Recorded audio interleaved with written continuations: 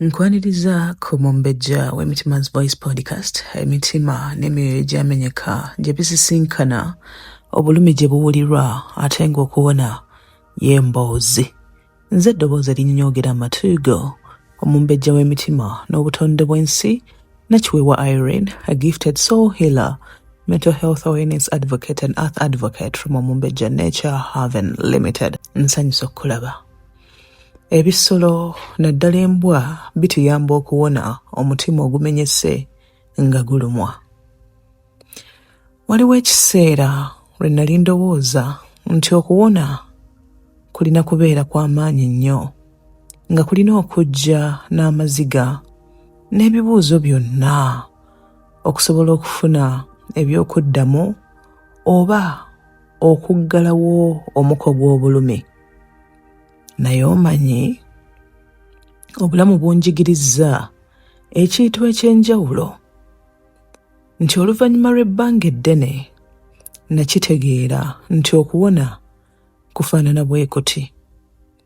Olunaku olutebenkedde, eddoboozi ly'embwa ng'esanyuka, awaka aw'emirembe, n'omutima ogutandise nate okuyiga okusa. Mikwano gyange gino tegimbuuzangako ani yannumya, tegimbuuzangako lwaki nali nkaaba, tegimbuuzangako era teginnamulangako singa mba nsirise nga soogera. Wabula gijja buzzi gye ndi ne gimbeera kumpi nga kw'otadde n'okunzijukiza nti omukwano tegwetaaga bigambo buli kadde, wabula oluusi omukwano gusigala busigazi, nti love just stays. Okulaba mikwano gyange gino Holly ne Happy nga gizannya kinzijukiza ekintu ffe abantu abakulu kye twerabira mpola mpola, nti essanyu teryetaaga lukusa. Kino kye njogerako abaana bakimanyi, ebisolo bikimanyi, abantu ffeffekka twekakasa nga bwe twetaaga okunoonya essanyu. Simanyi lwaki. Nali ndowooza nti nteekwa okutereeza buli kintu okufuna emirembe mu nsi muno. Naye kati we njogerera manyi bulungi nti emirembe gye gituyamba okweddaabiriza. Bulijjo mikwano gyange gino Holly ne Happy misanyufu olw'okuba emiramu. Olunaku lwajjo lwagenze, olw'enkya teruliiyo, bo banyumirwa bunyumizi bulamu bwa nsi eno. Omuntu atudde okumpi nabo era nga bondaba, omusana, akawewo n'akaseera, kwegamba Holly ne Happy are just living the moment and enjoying every bit of it. Just imagine if we humans lived like that, just like Holly and Happy nga bwe tubalaba. Okuwona omutima n'omwoyo ebyamenyeka tekitegeeza kufuuka muntu mupya. Wabula kuba kujjukira kye twali luli ng'obulumi tebunnatukakasa nti tetumala, that we are not enough. Oluusi nno ntuula wano neefuna ka therapy akakyansinzeeyo mu nsi, era ke nali nfunye mu kasirise ne mikwano gyange gino. Tewali kuwabulwa, tewali lecture, just kusamukka, kuzannya na kubaawo, living the moment. Obadde okimanyi nti obutonde bw'ensi bulina olulimi? I'm talking about the language. Ebisolo birutegeera, emiti girutegeera, kibuyaga olulimi olwo alutegeera, naye ekibuuzo kiri nti ffe abantu olulimi luno tulutegeera oba nedda?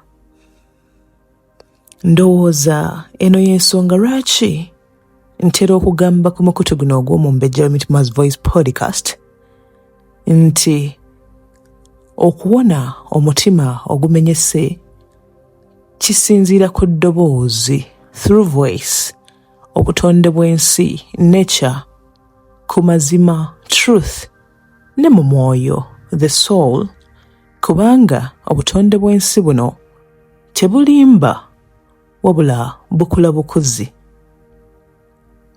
Bw'oba olaba vidiyo eno olunaku lwaleero, kansubire nti okoma okulindirira ekyamagero ekinene ky'obadde olindiridde oba oli awo okumala ebbanga. Oluusi okuwona omutima ogumenyese kujjira mu bitundutundu, it comes in bits, ng'akakopo ka caayi ako, okutambulatambulamu akasana ako, sunbathing, n'essanyu ly'embwa ng'oyita mu mulyango awo okomyewo eka ne zikusanyukira, ne zibuukabuuka, ne zikutakula n'okutakula. Bannange binyuma. Akaseka ako k'obadde tosuubira. Omutima gwo guyinza okuba n'enkovu, n'ogwange guzirina, naye enkovu bukakafu nti ebiwundu byonna bye twalina byawona. Kale nno webale kumala kadde kano kasirifu, nange ko ne mikwano gyange Holly ne Happy mbadde njagala kukulagako ku sayidi y'obulamu bwange endala, kubanga okuwona si interview ku podcast eno zokka oba katabo nti osoma kasome okutuusa nga kaweddeko. Oluusi okuwona kuba kwekkiriza kubeerawo ku nsi awatali kwebuzaabuza, without pretense. Nga mikwano gyange gino emito ate emirungi okukamala ginzijukiza nti obulamu bulungi, omukwano gukyasoboka, emirembe nti gitulinze, nga naawe bw'otyo. Kale weebale kwekuumira kw'omumbejja w'Emitimaz Voice Podcast.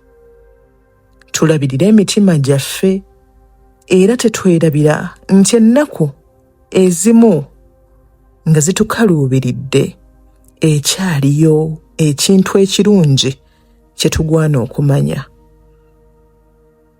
Nsaba okukujjukiza nti ku channel eno tulina only members, ng'osobola okutwegattako okuwagira omulimu gwaffe guno oba obuweereza bwange buno, nga tusasula nusu kanaana omwezi oba $30 buli mwezi, nga ssente z'osasula bye byenjawulo by'ofuna ku channel eno, omuli okufuna badge.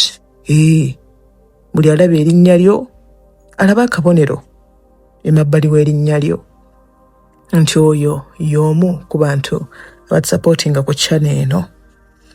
Ng'ovudde ku badge wabeerawo n'okulaba ebyenjawulo by'ofuna ku channel eno, ng'okulaba shots ez'enjawulo, okulaba vidiyo ng'abantu abalala bonna ku channel eno tebannaziraba, n'ebirala ebiringa ebyo ebisingawo era nga bw'ojja okubisoma obirabe. Waggulu awo tunula butunuzi ku channel yaffe, waggulu awo ojja kulaba akagambo join.